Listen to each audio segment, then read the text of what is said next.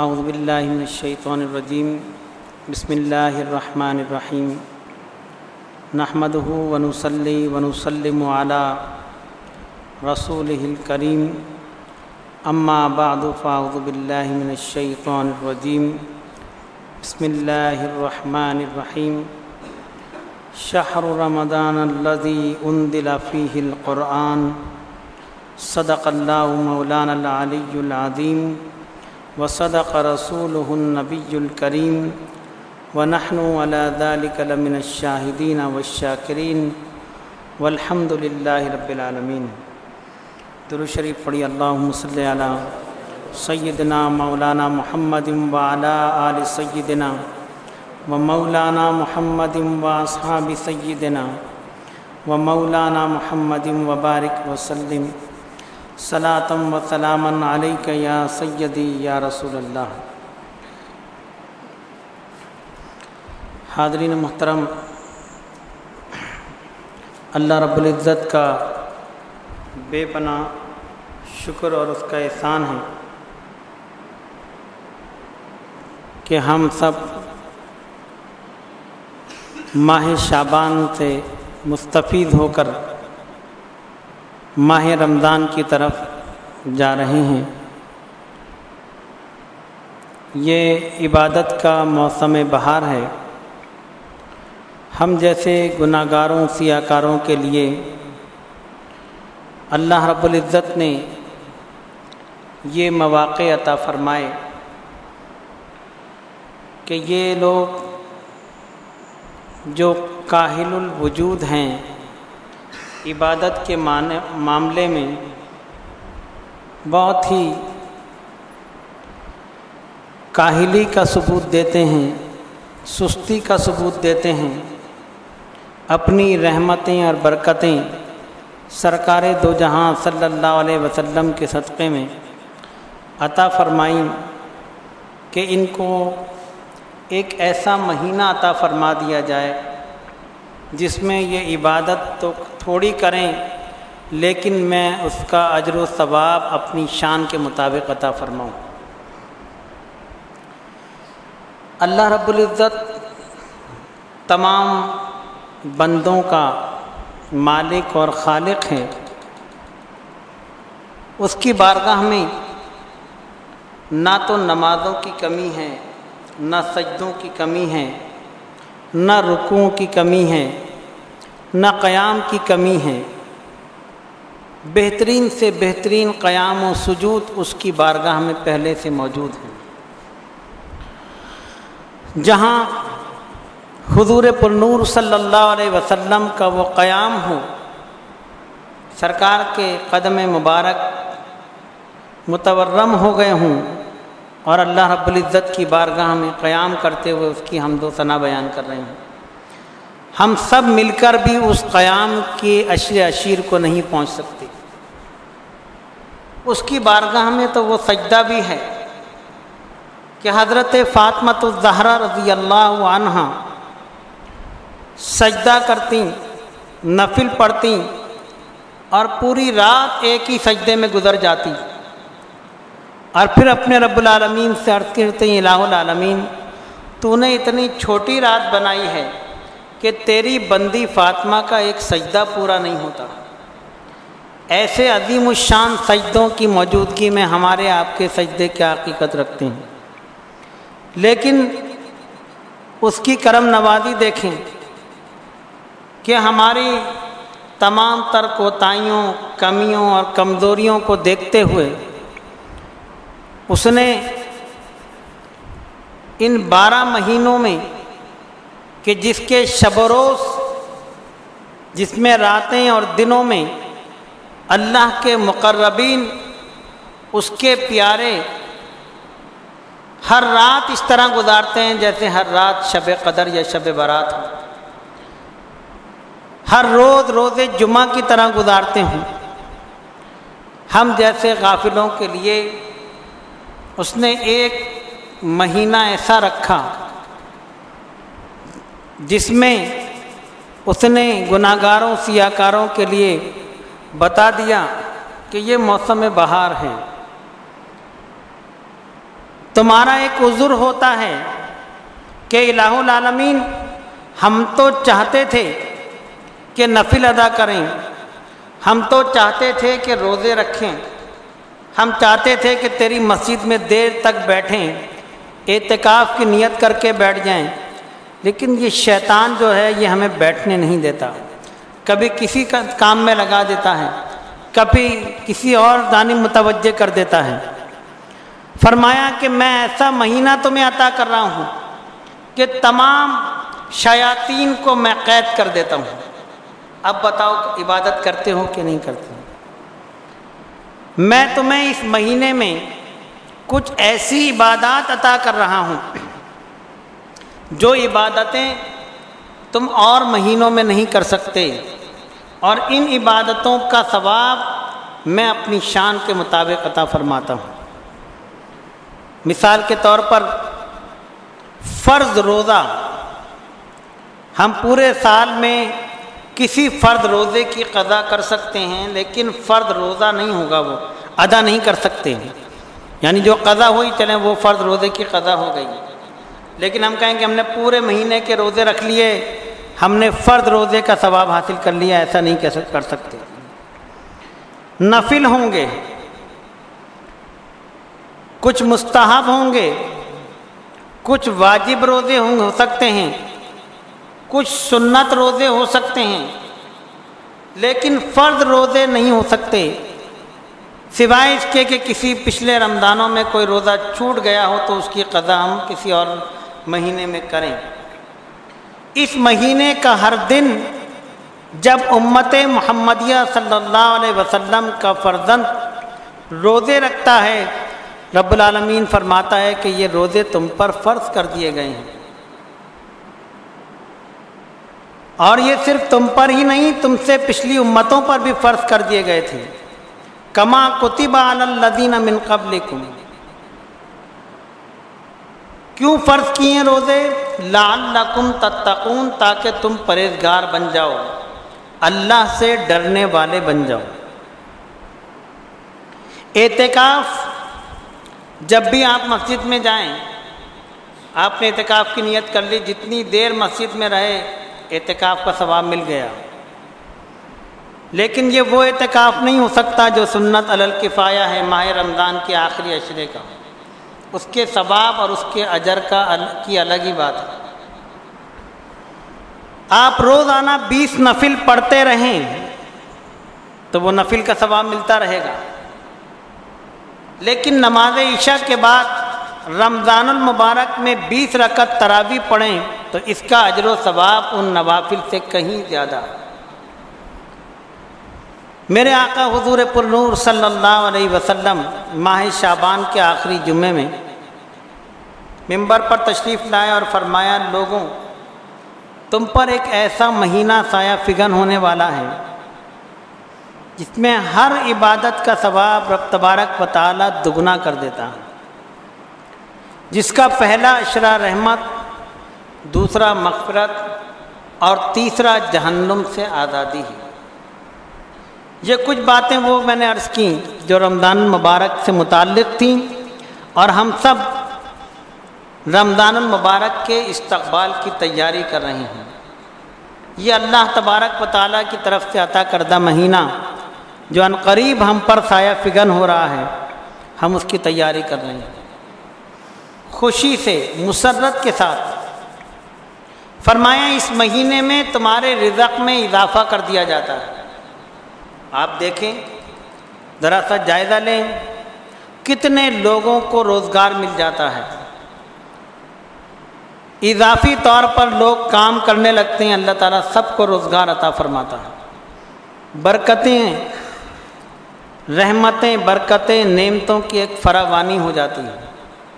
یہ اس کا کرم ہے کہ جب بندہ محبت کے ساتھ اس کی طرف رجوع ہوتا ہے تو وہ اس کا بدلہ ضرور عطا فرماتا ہے۔ رب العالمین کسی کا رکھتا نہیں ہے، اگرچہ اس کو ضرورت نہیں، لیکن جو بندہ اخلاص کے ساتھ اس کی طرف متوجہ ہوتا ہے، نماز کی صورت میں، روزے کی صورت میں، نوافل کی صورت میں، سننوں واجبات کی صورت میں، تو رب تبارک و تعالیٰ اس کا بدلہ اس کو رحمتیں، برکتیں، رزق میں فراوانی کی صورت میں عطا فرماتا ہے، اور اس ماہ رمضان میں اس میں مزید اضافہ کر دیتا ہے۔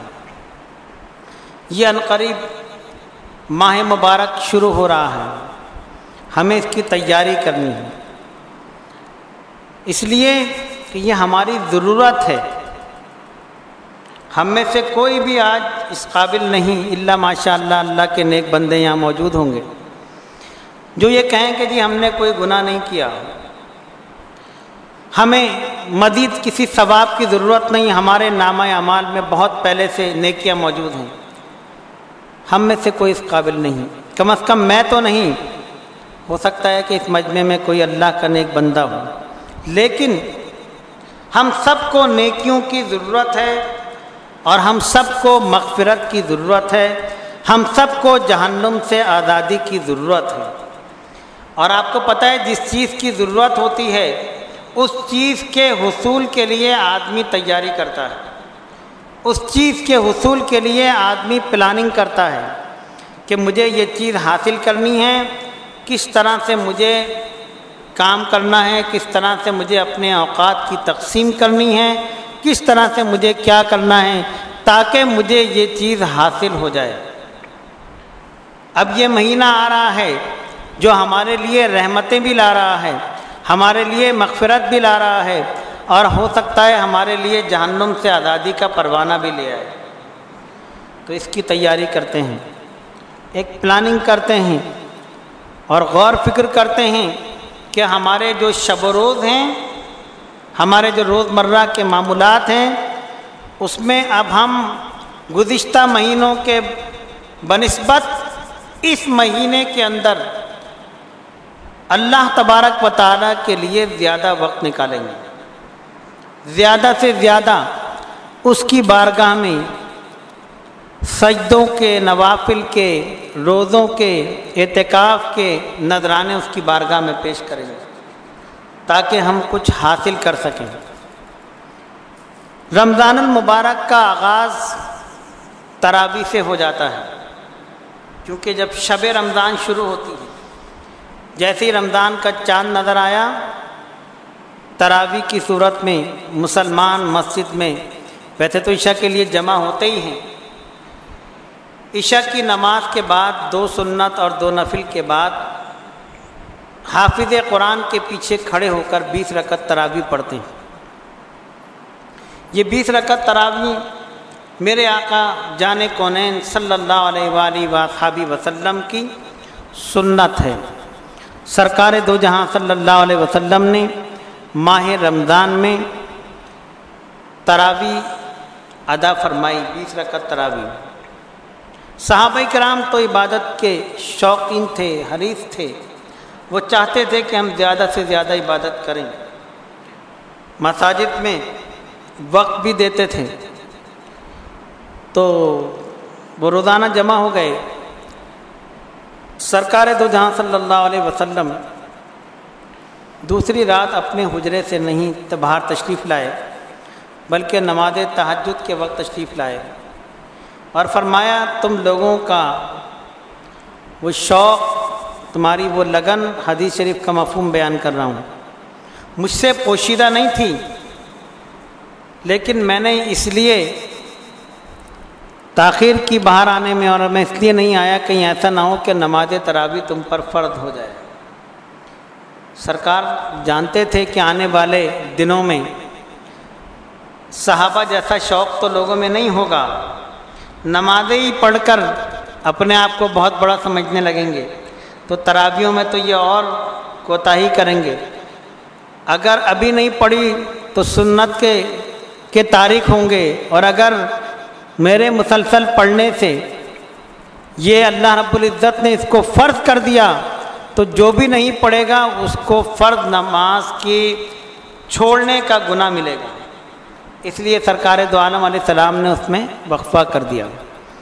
لیکن یہ سلسلہ جاری رہا، انفرادی طور پر کچھ ٹولیوں کی صورت میں تراویح کی جماعت ہوتی رہی، یہاں تک کہ سیدنا عمر ابن خطاب رضی اللہ تعالیٰ عنہ کے دور میں بڑی پابندی کے ساتھ مسجد نبوی شریف صلی اللہ علیہ وسلم میں نماز تراویح باجماعت ادا کی جانے لگی، اور صحابہ کرام میں سے حفاظ کو امام بنایا جاتا اور وہ قرآن پاک کی تلاوت کرتے ہیں۔ تو ہم جو تراویح پڑھتے ہیں یہ نبی کریم صلی اللہ علیہ وسلم کی سنت بھی ہے اور صحابہ کرام رضوان اللہ تعالیٰ علیہ مجمعین کی سنت بھی ہے۔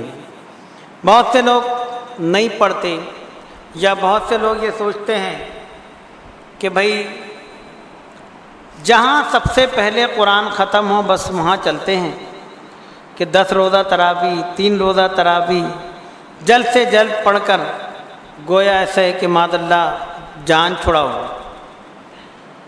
تو نماز تراویح ایک اپنی جگہ اس کی حیثیت ہے، اور اس میں پورے قرآن کی سماعت یہ ایک الگ بات ہے۔ نماز تراویح تو ہمیں پوری رمضان پڑھنی ہے، اگرچہ حافظ قرآن 3 دن میں 6 دن میں 10 دن میں کیا قرآن پاک ختم کر لے 20 دن میں، اس کے بعد بھی تو پڑھنی ہے نا، یہ نہیں کہ بس جان چھوٹ گئی۔ کاروباری لوگ یہ سوچتے ہیں کہ جلدی جلدی قرآن سنا بس اب پڑھو نہ پڑھو، بہت سے تو عشاء کی نماز ہی نہیں پڑھتے۔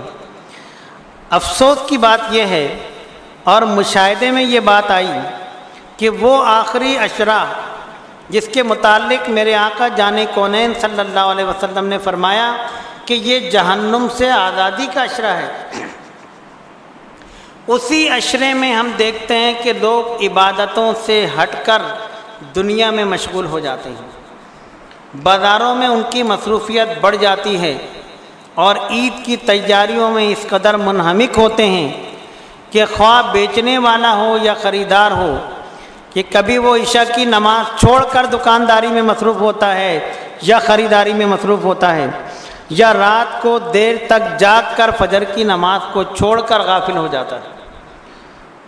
وہ مہینہ، وہ عشرے جو اللہ رب العزت نے ہمارے لیے جہنم سے آزادی کے لیے بہانے دیے تھے کہ ہم اس کے ذریعے جہنم سے آزاد ہو جائیں، ہم جان بوجھ کر چھوڑ دیتے ہیں۔ ہم سے زیادہ غافل کون ہوگا؟ اس کی مثال میں آپ کو دوں کہ ایک جگہ لنگر کی تقسیم ہو رہی ہو اور آپ کو بھوک بھی لگی ہو، ظاہر ہے آپ کا دل چاہے گا چلو لنگر تقسیم ہو رہا ہے ہم بھی شامل ہو جاتے ہیں،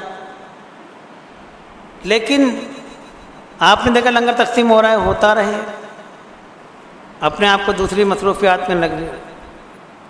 اب جب لنگر تقسیم ہو گیا اب پھر آپ شکوہ کریں کہ ہمیں تو ملا ہی نہیں، تو قصور کس کا ہوگا؟ لنگر بانٹنے والے کا ہوگا یا وقت پر نہ پہنچنے والے کا قصور ہوگا؟ بلا تشبیہ و تمثیل ہم اس مہینے کو غفلت میں اور دوسرے معاملات میں گزار کر اور بعد میں کہتے ہیں یہ سیزن تو ہمارا اچھا نہیں گزرا، ہم تو پریشان کے پریشان رہے، ہم پہ تو کوئی رحمت ہی نہیں ہوئی معاذ اللہ، اس طرح کی باتیں کرتے ہیں۔ تو ارے جب باڑا بٹ رہا تھا جب وہاں پر کیوں حاضر نہیں ہوئے؟ اس احکم الحاکمین اور رب العالمین جل جلالہ کی بارگاہ میں کاسہ گدائی لے کر کھڑے کیوں نہیں ہوئے؟ جب وہ ایک کے بدلے 70 یا اپنی شان کے مطابق نہ جانے کتنی عطا فرما دیتا، اس وقت ہم حاضر نہیں ہوتے۔ بہرحال یہ ایک ضمناً بات آ گئی تھی۔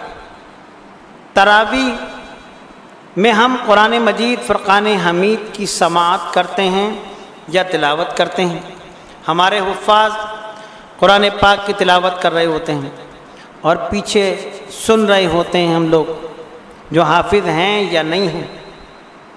قرآن پاک ایسی پیاری اور عظیم الشان کتاب ہے کہ اس کو آپ پڑھیں جب بھی آپ کا فائدہ ثواب آپ کو ملے گا، اس کو سنیں جب بھی آپ کا فائدہ ہو، تو سنانے والا بھی کامیاب، سننے والا بھی کامیاب۔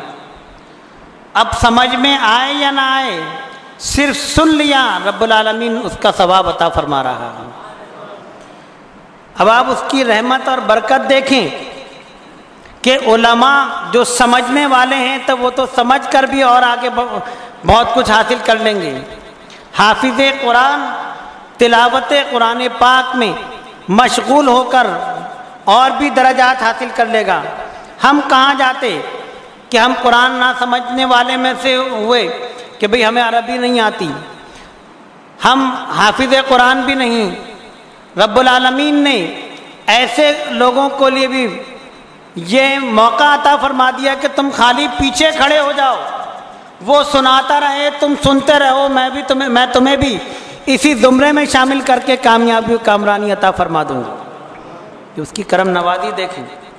اگر آپ رمضان پر غور کریں تو لگتا ایسا ہے کہ رب العالمین جل جلالہ و من والہ نے اس مہینے میں گناہ گاروں کو بخشنے کی ٹھان لی۔ کسی طرح یہ آئیں تو صحیح، کسی طرح یہ کوئی ایک عمل تو کریں، میں اس کی جزا دے کر ان کو جنت میں داخل کر دوں۔ لیکن اگر ہم یہ موقع ضائع کر دیں تو ہم سے زیادہ بدبخت اور کون ہوگا؟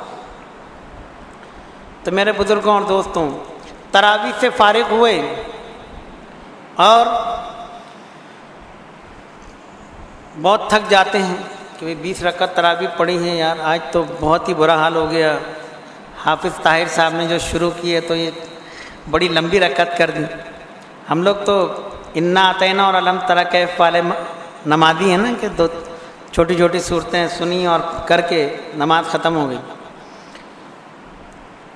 20 رکعت میں 1.5 پارہ یا اس سے زیادہ پارہ سنا، وہاں پر بھی آسانی ہے۔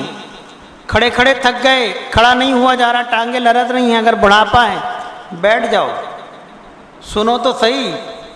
اس قرآن سے تمہیں پھر بھی تو بہت کچھ حاصل ہو جائے گا۔ کوئی بیٹھ کے بھی پڑھ رہا ہے تو چلو پڑھ لو، کھڑے ہو نہیں ہو سکتے بیٹھ کے سن لو۔ کوئی کرسی پہ بیٹھ کے تراویح پڑھ رہا ہے، سن رہا ہے، پڑھ لے۔ اب تہجد کا وقت ہو گیا جس میں ہمیں عموماً اٹھنا نصیب نہیں ہوتا۔ اس وقت جلدی جلدی اٹھ رہے ہیں، خواتین الارم لگا رہی ہیں، اس لیے کہ سحری کھانا ہے۔ سرکار نے فرمایا سحری کھایا کرو، حضور نے فرما دیا، سنت بھی عطا فرمائی تاکہ یہ کھائیں گے یہ اور میری سنت بھی ادا ہوگی، ان کو کھانے کا بھی ثواب ملے گا۔ ہم کھانے پینے کے شوقین ہیں نا، تو سرکار کی کرم نوازی دیکھو، حالانکہ کتنا کھاتے تھے، میرے خیال میں اس لیے کھاتے تھے تاکہ ہمیں کھانے کا سلیقہ آ جائے۔ خود سحری میں کھا کر سنت بنا دیا کھانا، تاکہ میرے امتی جب سحری میں اٹھ کر کھائیں تو یہ کھائیں، ان کا شکم بھی سیر ہو اور میری سنت پر عمل بھی ہو اور سنت کا ثواب بھی حاصل ہو جائے۔ حالانکہ ان کو سحری کی ضرورت نہیں تھی، سرکار تو بغیر سحری اور بغیر افطار کے بھی روزے رکھتے تھے۔ عجیب بات تھی، کبھی بغیر سحری اور بغیر افطار کے روزے رکھتے۔ صحابہ نے سوچا کہ یہ تو بہت بڑی بات ہے، سرکار رکھ رہے ہیں، چلو ہم بھی رکھتے ہیں۔ صحابہ نے بھی شروع کر دیا۔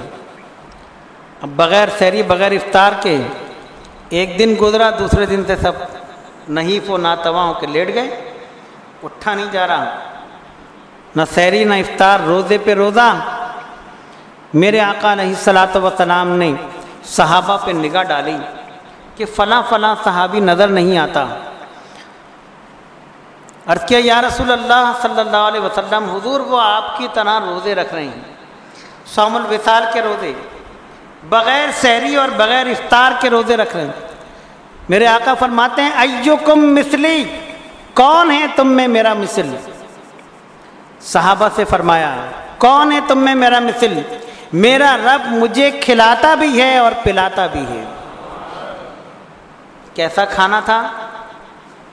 فرماتے ہیں مجھے کھلاتا بھی ہے پلاتا بھی ہے۔ اور صحابہ دیکھ رہے ہیں، نہ سحری کر رہے ہیں سرکار، نہ افطار کر رہے ہیں، اور روزے پہ روزہ۔ فرما رہا ہے میرا رب کھلاتا بھی ہے اور پلاتا بھی ہے۔ باہر نہ سیدنا صدیق اکبر کو پتا کہ سرکار کیا کھا رہے ہیں، نہ گھر میں عائشہ صدیقہ کو پتا کہ سرکار کیا کھا رہے ہیں۔ وہ کیا کھلاتا تھا، کیا پلاتا تھا، یہ وہ جانے اور اس کا محبوب جانے۔ فرمایا تم لوگ سحری کیا کرو، صحابہ کو سحری کا حکم دیا، امت کو سحری کا حکم دیا، سحری کر لی۔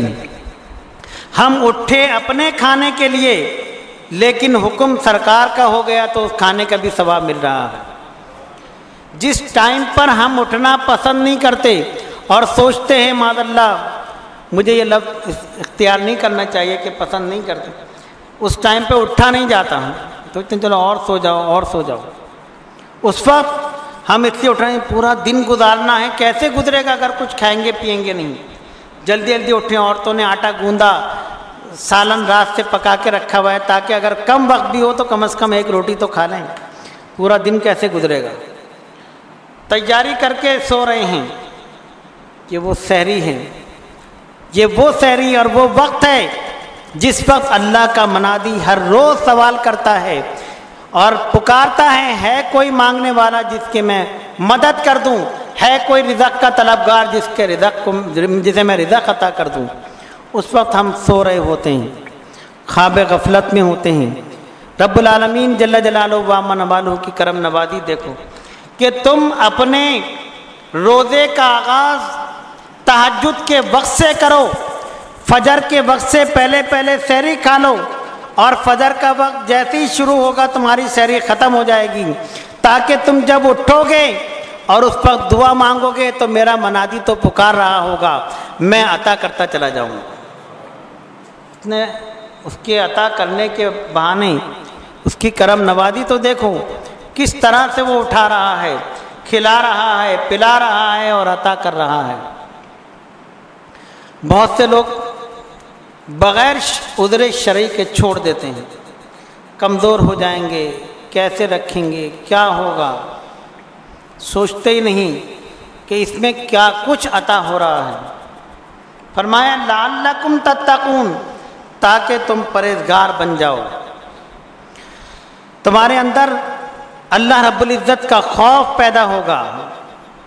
یہ ایسی عبادت ہے، اگر آپ غور کریں تو انسان جو بھی عبادت کر سکتا ہے، ہر عبادت میں کہیں نہ کہیں ریاکاری کا شبہ ہو سکتا ہے۔ آپ نماز پڑھ رہے ہیں، ظاہر ہے سب آپ کو نماز پڑھتے ہوئے دیکھ رہے ہیں، آپ کو نمازی سمجھیں گے، چاہے اس نماز میں دنیا جہاں کا ہم کاروبار کر رہے ہوں، لیکن دیکھنے والا کہے گا یہ نمازی ہے، سجدہ کرنے والا ہے، رکوع کرنے والا ہے نا۔ بندوں کی جو ان کی رائے ہے وہ اس میں شامل ہو سکتی ہے۔ حج آپ کریں گے، احرام باندھ کر عمرہ حج ادا کریں گے، آپ کو احرام میں دیکھیں گے حج ادا کرتے ہوئے، مناسک کے حج میں دیکھیں گے تو کہیں گے یہ حاجی ہے۔ زکوٰۃ آپ کتنی خاموشی سے دیں، لیکن جس کو دیں گے اس کو تو پتہ ہوگا نا کہ دے رہا ہے، وہ کہے گا دیکھو کتنا اچھا ہے، کتنا اچھا بندہ ہے، میری مدد کر رہا ہے۔ آپ کے ذہن میں کہیں نہ کہیں کسی گوشے میں یہ بات آ سکتی ہے کہ دیکھو میں نے اس کی مدد کی، میں کتنا اچھا ہوں، ایک اپنی بڑائی کی کیفیت۔ میں نے نماز پڑھی، میں نے زکوٰۃ دی، میں نے حج کی، ایک میں آ سکتی ہے۔ رب العالمین جل جلالہ و عظم نوالہ نے ایک عبادت ایسی بھی رکھی جس میں بندے کا تعلق براہ راست اپنے معبود سے ہوتا ہے، کسی اور بندے کو اس میں نہیں پتہ ہوتا کہ یہ بندہ اس عبادت میں مشغول ہے کہ نہیں ہے، اور وہ روزہ ہے۔ یا ایھا الذین آمنوا، اے ایمان والوں، کتب علیکم الصیام، فرض کر دیے گئے ہیں تم پر روزے، کما کتب علی الذین من قبلکم، جس طرح تم سے پہلوں پر فرض کیے گئے تھے، لعلکم تتقون، تاکہ تم پرہیزگار بن جاؤ۔ یہ لعلکم تتقون کیوں فرمایا روزے کے ساتھ؟ واقیموا الصلاۃ لعلکم تتقون، کہیں تقوی، حالانکہ نماز سے بھی تقوی حاصل ہوتا ہے۔ حج کے لیے حکم ہوا وَلِلَّهِ عَلَى النَّاسِ حِجُّ الْبَيْتِ مَنِ اسْتَطَاعَ إِلَيْهِ سَبِيلًا، لوگوں پر اللہ بیت اللہ کا حج کرنا فرض ہے جو اس کے کرنے کی استطاعت رکھتا ہے، حالانکہ اس سے تقوی حاصل ہوتا ہے، ذکر نہیں کیا۔ لیکن جب روزے کا ذکر ہوا فرمایا لعلکم تتقون، تاکہ تم پرہیزگار بن جاؤ، اس لیے کہ اب تمہارا تعلق براہ راست اپنے معبود سے ہے، کسی کو نہیں پتہ، تم کھاؤ پیو تو دوسرا سمجھے گا چلو پتہ ہی نہیں، لیکن جب بھی تم کھاؤ پیو گے اور روزے کی حالت میں کھانے کی کوشش کرو گے، تمہیں ایک بات کا خیال ضرور آئے گا کہ مجھے کوئی اور نہیں دیکھ رہا لیکن میرا معبود مجھے دیکھ رہا ہے، اس کا خوف دل میں آئے گا، ارے یہی تو پرہیزگاری ہے۔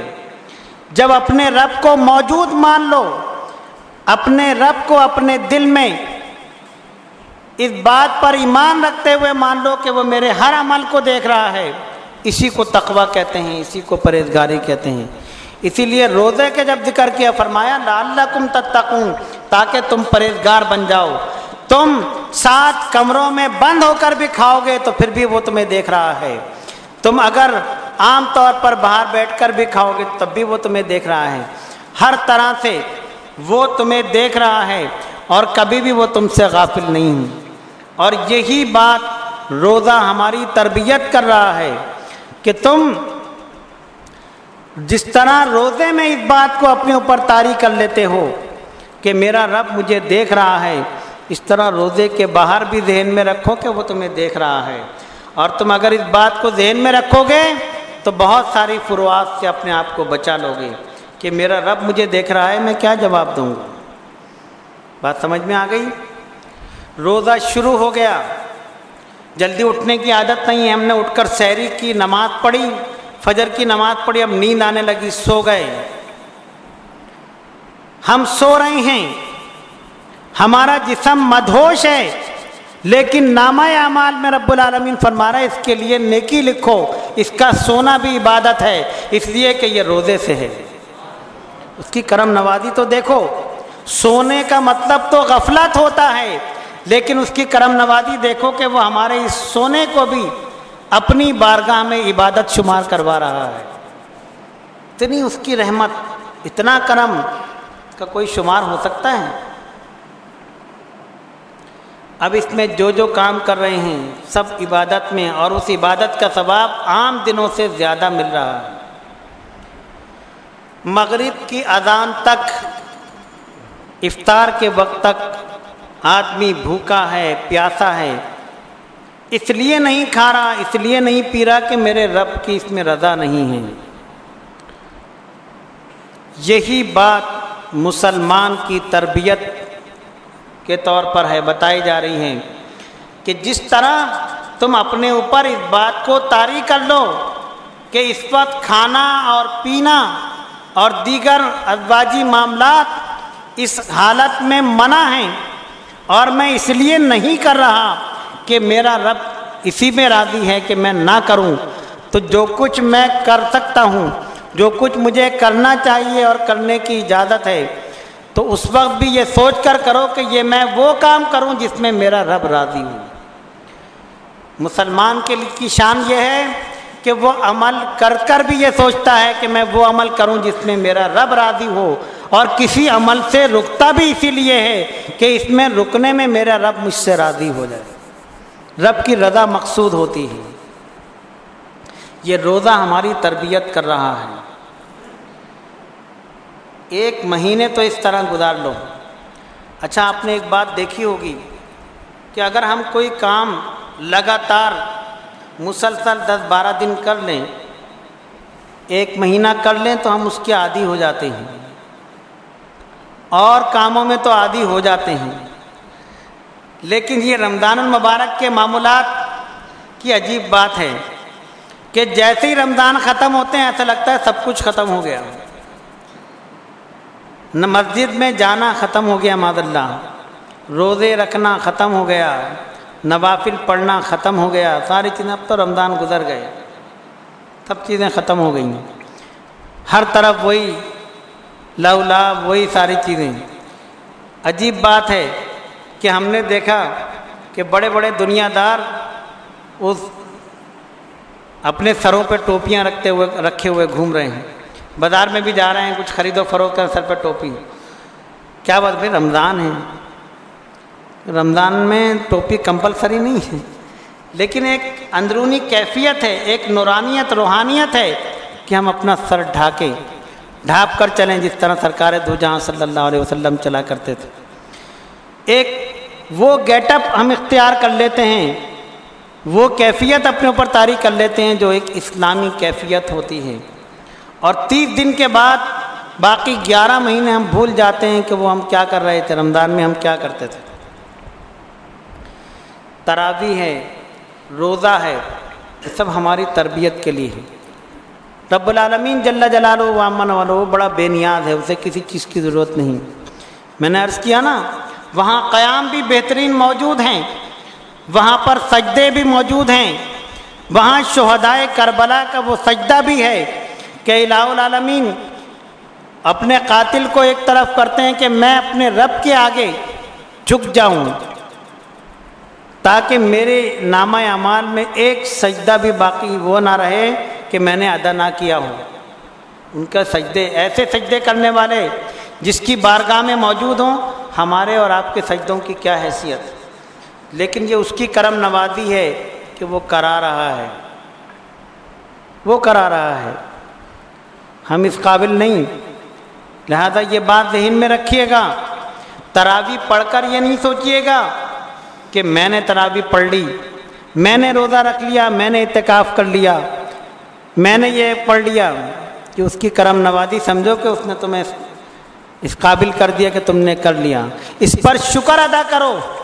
کتنے ایسے ہیں جو لاپرواہی سے چل رہے ہیں, ان کو دیکھ کر عبرت حاصل کرو اور سوچو کہ یہ بھی مالک کا کرم ہے کہ اس نے مجھے اپنے حضور کھڑا کر لیا, اپنے حضور حاضر کر لیا.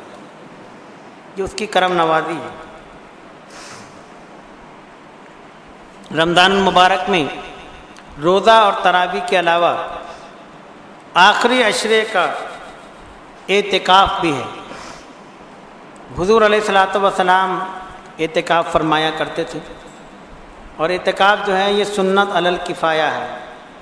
اس کا مطلب یہ کہ کسی محلے میں مسجد ہے تو اس مسجد میں کم از کم محلے کا ایک آدمی ضرور اعتکاف کر لے تو سارے بری ذمہ ہو جائیں گے, اور اگر کسی نے نہیں کیا تو سارے گناہ گار ہوں گے. جس طرح نماز جنازہ فرض کفایہ ہے, اگر کسی نے بھی کسی مسلمان کی نماز جنازہ نہیں پڑھی تو سب گناہ گار ہیں, کسی ایک نے بھی پڑھ لی تو سب پر سے ذمہ ختم ہو جائے گا. اس لیے وہ فرض کفایہ ہے, یہ سنت علی الکفایہ ہے. 10 دن تک معتکفین حضرات اللہ تعالیٰ جس کو بھی توفیق عطا فرمائے, اللہ رب العزت جل جلالہ و عم نوالہ کے در پر پڑ جاتا ہے. جیسے کوئی ہوتا ہے نا, اپنا بوریا بستر لا کر اپنے آقا کے دروازے پر بیٹھ کے, میں تو اب بیٹھ گیا ہوں, کچھ مجھے عطا فرما, کھانا پینا سارے تیرے دروازے پر ہی ہوگا, تیری عبادت تیرے دروازے پر ہی ادا کر رہا ہوں, کچھ عطا فرما دے. اس کی بڑی فضیلت, بڑی برکت ہے. چاہیے کہ کم از کم زندگی میں ایک مرتبہ یا اس سے زائد مرتبہ جب بھی اللہ تعالیٰ توفیق عطا فرمائے, کبھی زندگی میں ضرور اعتکاف میں بیٹھیں, اپنے محلے کی مسجد میں یا جہاں بھی موقع ملے وہاں پر بیٹھیں, اور 10 دن میں اللہ تبارک و تعالیٰ کی بارگاہ میں زیادہ سے زیادہ عبادت کریں. ایک تو ہر نماز جماعت سے مل جاتی ہے, ہر تراویح جماعت سے مل جاتی ہے, روزہ بھی مسجد میں, اور قرآن پاک کی زیادہ سے زیادہ تلاوت. نہ کاروبار کا, نہ گھر والوں کا, کسی چیز کا کوئی مصروفیت نہیں, صرف اور صرف تو ہے اور تیرا جلوہ اور گوشہ تنہائی. اللہ رب العزت کی محبت میں اعتکاف میں بیٹھنے, اس کا بڑا اجر و ثواب ہے. ایک اور رحمت اور برکت جو رمضان کے علاوہ نہیں, کسی اور مہینے میں یہ نہیں, وہ ہے شب قدر, جس کے لیے میرے آقا جان کونین صلی اللہ علیہ وسلم نے فرمایا کہ شب قدر کو رمضان کے آخری طاق عشرے میں تلاش کرو. 21ویں شب، 23ویں، 25ویں، 27ویں، 29ویں شب۔ اب دیکھیں 21ویں ہو گئی، 23، 25، 27، 29، 5 اس میں فرمایا تلاش کرو۔ اب 5 راتوں میں تلاش کرنا کوئی مشکل کام نہیں۔ آپ کہیں جو شب قدر ہوگی میں تو اسی میں جاگوں گا، جو مجھے لگے گی میں اسی میں جاؤں گا، کیا فائدہ؟ ارے ساری 5 راتوں میں جاگ کر عبادت کر لو، کوئی نہ کوئی ایک تو مل ہی جائے گی۔ شب قدر ہاتھ سے نہیں نکلے گی۔ اب آپ نے کہا نہیں میں نے تو 21ویں سمجھی ہے، ہو سکتا ہے وہ 23ویں ہو سکتا ہے 27ویں ہو، 29ویں ہو۔ ساری طاق راتوں کو پکڑ لو، ساری طاق راتوں میں عبادت کر لو، شب قدر ضرور مل جائے گی۔ وہ شب قدر جس کے متعلق فرمایا لیلۃ القدر خیر من الف شہر، یہ 1000 مہینوں کی راتوں سے افضل ہے۔ کیا ایسی بات ہے جو 1000 مہینوں کی راتوں سے زیادہ رب العالمین نے اس کو افضل قرار دے دی؟ فرمائے انا انزلناہ فی لیلۃ القدر، ہم نے اس کو یعنی قرآن کو لیلۃ القدر میں نازل کیا۔ وما ادراک ما لیلۃ القدر، اور تم کیا جانو کہ لیلۃ القدر کیا ہے؟ یعنی تم جان ہی نہیں سکتے، اس کی اتنی فضیلت ہے، اس کی اتنی برکت ہے کہ تم جان ہی نہیں سکتے۔ یہ تو 1000 مہینوں کی راتوں سے زیادہ افضل ہے۔ اس کا مطلب یہ ہے کہ رات میں کوئی خاص بات ہے، رات میں سکون ہوتا ہے، تنہائی ہوتی ہے۔ جس طرح انسان اپنے کسی دنیاوی محبوب کے لیے رات کو تلاش کرتا ہے، تو وہ لوگ جو محبت کی حقیقت سے واقف ہیں وہ محبوب حقیقی کو تلاش کرنے کے لیے رات کو تلاش کرتے ہیں، اور رات کے پہروں میں اس کی بارگاہ میں سجدہ ریز ہو کر، رکوع کر کے، اس کی حمد و ثنا کر کے اس کا قرب حاصل کرتے ہیں۔ اس لیے فرمایا کہ لیلۃ القدر خیر من الف شہر، اس میں کیا ہوتا ہے؟ تنزل الملائکۃ والروح، حضرت جبریل فرشتوں کے ساتھ نازل ہوتے ہیں، روح القدس جبریل امی فرشتوں کے ساتھ آتے ہیں۔ یہ فرشتے ایسے نازل نہیں ہوتے، جہاں رب العالمین اپنی کرم نوازی فرماتا ہے وہاں رحمت کے فرشتوں کے ساتھ ان کی حاضری ہوتی ہے، رحمت کے فرشتے حاضر کر دیتا ہے، اور وہ فرشتے انسانوں کے درمیان پہنچ کر اللہ رب العزت کی بارگاہ میں اس کے لیے دعائیں کرتے ہیں۔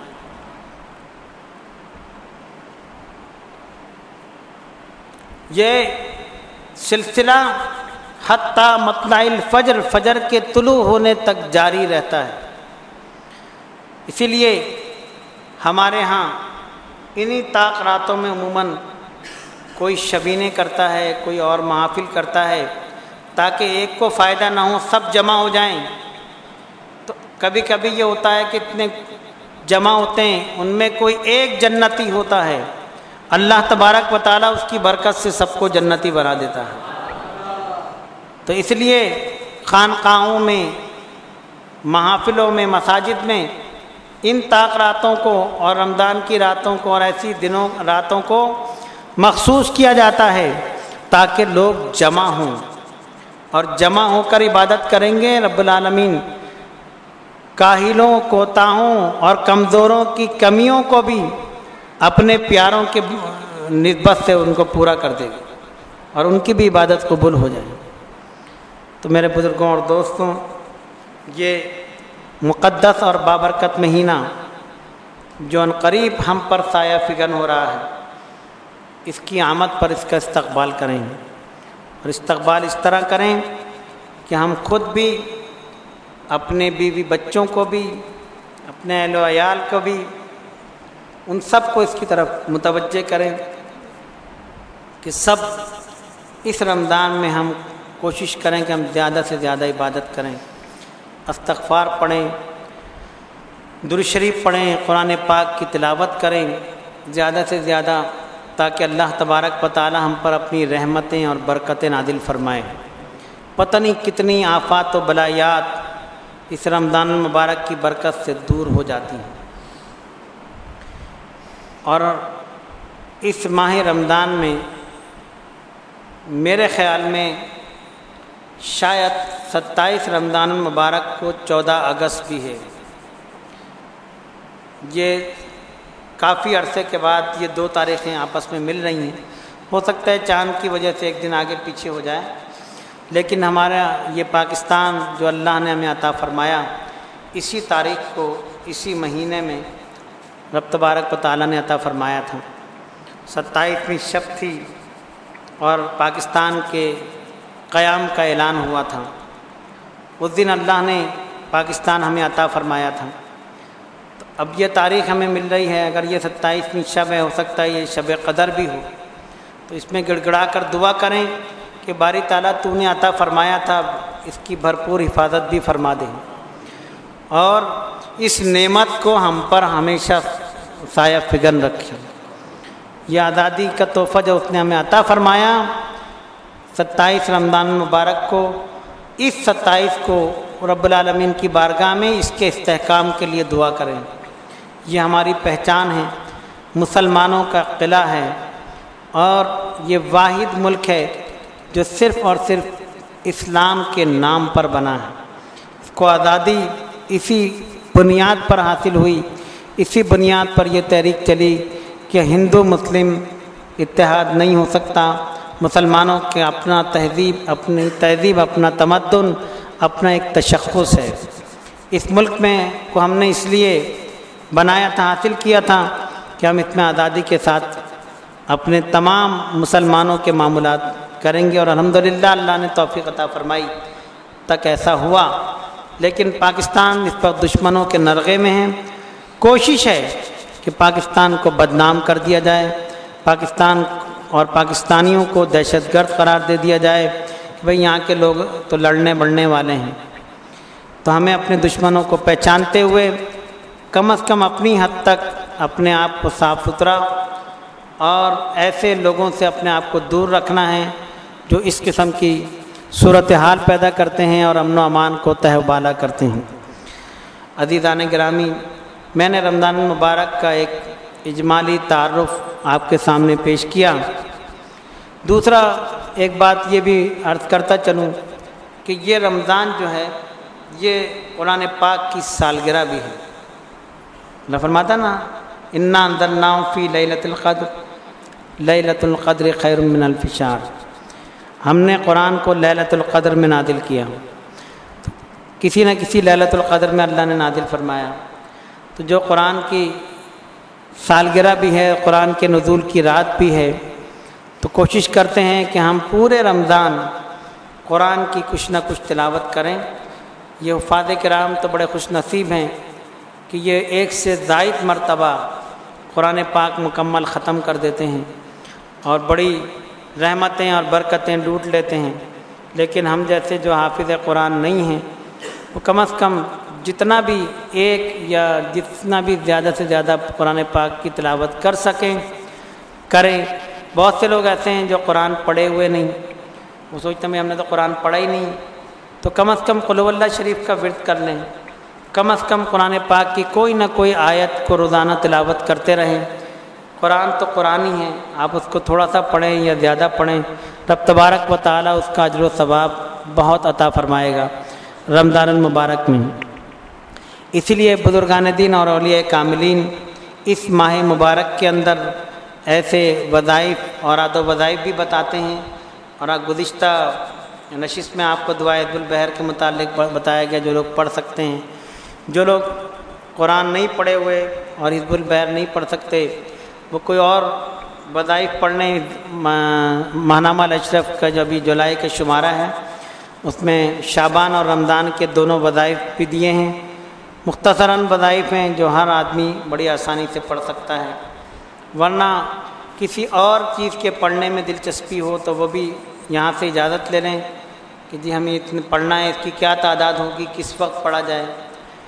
یہ سب چیزیں ایک بہانہ ہے کہ کسی طرح ہمارے نامہ اعمال میں کچھ آ جائے، کچھ نیکیاں آ جائیں، کہ کل قیامت کے روز ہم کچھ نیکیاں لے کر اللہ رب العزت کی بارگاہ میں حاضر ہو جائیں۔ اس رمضان کے اندر بلکہ ابھی سے اس بات کی بھی کوشش کی جائے کہ ہم روزے کی حالت میں اپنے آپ کو تمام تر فروعات سے بچا کے رکھیں۔ جھوٹ، چغلی، بہتان طرازی، ایک دوسرے کی غیبت اور دوسرے معاملات میں اللہ تعالیٰ مجھے بھی اس پر عمل کی توفیق عطا فرمائے۔ آپ تمام حضرات بھی اس کی کوشش کریں، اور اس کا سب سے اچھا طریقہ یہ ہے کہ ہم اپنی زبان کو کسی نہ کسی ورد سے مزین کر لیں کہ بھئی ہم درود شریف پڑھتے رہیں گے یا استغفار پڑھتے رہیں گے، کام کرتے رہیں جو بھی کر رہے ہیں، زبان کسی چیز کی پابند نہیں۔ کوئی درزی ہے، کپڑے سی رہا ہے تو وہ درود شریف یا استغفار کا ورد کر لیں۔ کوئی جناب کسی گارمنٹ فیکٹری میں کٹنگ کر رہا ہے، وہ جناب کٹنگ کرتے میں اپنا درود شریف استغفار کا ورد شروع کر دیں، تو وہ سب چیزیں عبادت میں شامل ہو جائیں گی۔ اور یہ سب لمحات ہیں جو نہیں معلوم کہ آئندہ ہمیں یہ رمضان نصیب ہو کہ نہیں ہو۔ زندگی بڑی تیزی سے گزر رہی ہے، ہر آنے والا وقت، ہر لمحہ ہماری زندگی کو موت کی طرف لے جا رہا ہے، کمی کی طرف لے جا رہا ہے۔ تو اس سے بہتر ہے کہ وجہ یہ کہ دنیاوی معاملات میں اپنے آپ کو مشغول کر کے دنیا میں غافل ہو کر یہ وقت ضائع کر دیں، اللہ تبارک و تعالیٰ کے حضور سربہ سجود ہو کر اپنے گناہوں کی مغفرت طلب کریں۔ الہ العالمین تیری بارگاہ میں دعا ہے کہ اس ماہ رمضان کو ہمارے لیے عبادت و ریاضت کا ایک حسین امتزاج بنا دے۔ باری تعالیٰ اس عشرے رمضان مبارک کے پہلے عشرے کو ہمارے لیے رحمت بنا دے، جس طرح تو نے فرمایا ہے، اور رحمتیں اور برکتیں ہم حاصل کرتے رہیں۔ پورے پاکستان پر اور پوری ملت اسلامیہ پر اپنی رحمت فرما، پورے ملک کے اندر سکون اور اطمینان عطا فرما۔ دوسرے عشرے میں ہماری مغفرت فرما دے، ہمیں جہنم سے آزادی کا پروانہ عطا فرما دے۔ الہ العالمین یہ ٹوٹی پھوٹی عبادات جو ہم تیرے حضور پیش کرنے والے ہیں یا پیش کر رہے ہیں، اسے اپنی کرم نوازی سے، اپنے فضل سے درجہ قبولیت عطا فرما۔ اس میں جو کمی رہ جائے باری تعالیٰ اس کو اپنی کرم نوازی سے پورا فرما دے۔ ہمارے آقا حضور پر نور جان کونین صلی اللہ علیہ وآلہ وصحبہ وسلم کے صدقے و طفیل ہمیں ان عبادات میں کامیابی اور کامرانی عطا فرما۔ ایک دوسرے کے ساتھ ایثار و قربانی کا جذبہ عطا فرما، ایک دوسرے کے ساتھ مدد کرنے کی توفیق عطا فرما۔ الہ العالمین ہمارے جو مسلمان نادار غریب غربا حضرات ہیں، باری تعالیٰ ہمارے امیروں کو توفیق عطا فرما کہ اپنے مسلمان بھائیوں کی مدد کریں اور تیری راہ میں، اپنی راہ میں ان سے خرچ کرانے کی توفیق عطا فرما۔ اے باری تعالیٰ اس ماہ رمضان کو پاکستان کے لیے خصوصاً اور ملت اسلامیہ کے لیے عموماً رحمتوں اور برکتوں والا مہینہ بنا دے۔ اس وقت جو ٹارگٹ کلنگ کا سلسلہ اور ناگہانی اموات کا سلسلہ جاری ہے، باری تعالیٰ ایسی انتظامیہ پیدا فرما یا اس انتظامیہ کو توفیق عطا فرما کہ مسلمانوں کا ناحق خون بہنے سے وہ روکیں، مسلمانوں کی جان مال عزت و آبرو کی حفاظت فرما۔ جو غیر مسلم ایجنٹ پاکستان کے اندر اپنی کارروائیوں میں مصروف ہیں، باری تعالیٰ ان پر اپنا قہر و غضب نازل فرما۔ اے الہ العالمین یہ لوگ یہاں دور دراز علاقوں سے تیری محبت میں جمع ہوئے ہیں، اپنی رحمتوں اور برکتوں کی بارش فرما دے۔ الہ العالمین ہمارے صغیرہ کبیرہ گناہوں کو معاف فرما۔ جو خواتین و حضرات یہاں تشریف فرما ہیں، جو حاضر ہوئے ہیں، باری تعالیٰ ان دو محبوب بندوں کے صدقے میں ان کی اس تمام مرادوں کو پورا فرما دے۔ ہمارے ظاہر و باطن کو پاک اور صاف فرما دے، قلب کو روشنی عطا فرما دے۔ ان اللہ و ملائکتہ یصلون علی النبی یا ایھا الذین آمنوا صلوا علیہ وسلموا تسلیما۔ صلی اللہ علی النبی الامی وآلہ صلی اللہ علیہ وسلم۔ صلاۃ و سلاما علیک یا سیدی یا رسول اللہ۔ سبحان ربک رب العزت عما یصفون وسلام علی المرسلین والحمد للہ رب العالمین۔